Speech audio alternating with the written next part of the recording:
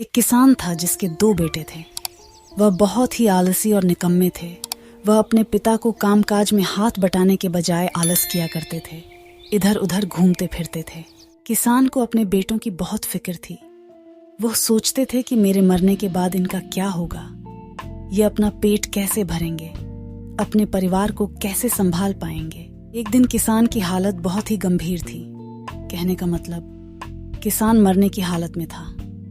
तभी किसान ने अपने दोनों बेटों को बुलाकर उनसे कहा कि हमारे खेत में एक खजाना गढ़ा हुआ है, लेकिन वह किस जगह है उसकी जानकारी मुझे भी नहीं है, लेकिन खोदने के बाद तुम्हें वो खजाना मिल जाएगा।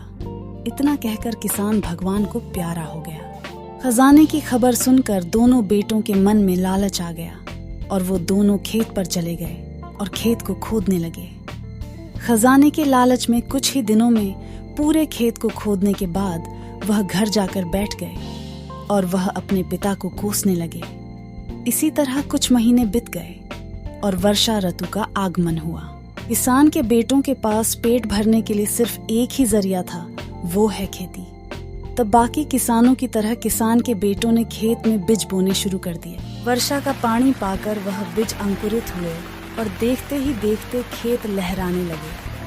ऐसा लग रहा था कि हवा के झोंका सा लहरा रहा था। यह देखकर किसान के बेटे बहुत खुश हो गए।